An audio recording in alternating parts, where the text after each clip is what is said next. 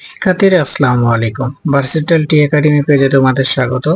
আজকে আমরা আলোচনা করব অষ্টম শ্রেণীর বাংলা বইয়ের তৃতীয় অধ্যায় লেখাপড়ি লেখা বুঝি।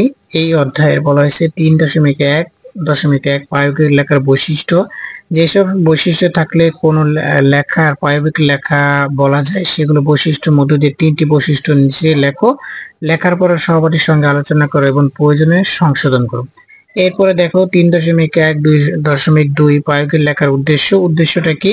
উদ্দেশ্য অনুষ্ঠানের খবর জানানোর জন্য নোটিশ বোর্ড বা দাওয়াত কার্ড, প্রায়োগিক লেখার ধরন এবং প্রচার প্রচারণা করা, সচেতনতা বাড়ানো, পণ্যের বিতরণ তুলে ধরা বা পারস্পরিক যোগাযোগ করা। তো প্রিয় শিক্ষার্থীরা, চলো এখন আমরা 40 পৃষ্ঠার অ্যান্সার গুলো এই ভিডিওর মাধ্যমে দেখে আসি।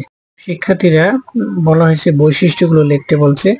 প্রায়োগিক লেখার বাস্তব জীবনে প্রতিচ্ছবি দেখা যায়।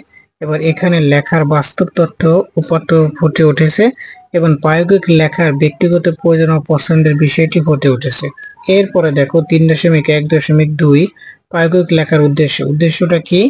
দেখো, উদ্দেশ্য হচ্ছে প্রায়োগিক লেখার ধরন, অনুষ্ঠানের খবর জানানো, নোটিশ বোর্ড, দাওয়াত কার্ড, প্রচার প্রচারণা করা, ব্যানার, পোস্টার, ফেস্টুন, লিফলেট, এবার সচেতনতা বাড়ানো, প্লাকার্ড, বিলবোর্ড, এবার পণ্যের বিতরণ তুলে ধরা, মোড়কে লেখা বিজ্ঞাপন এবং পারস্পরিক যোগাযোগ হচ্ছে কি চিঠি। প্রিয় শিক্ষার্থীরা,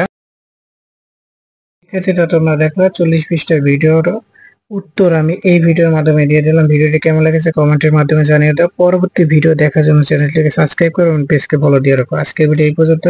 আল্লাহ হাফেজ, আসসালামু আলাইকুম।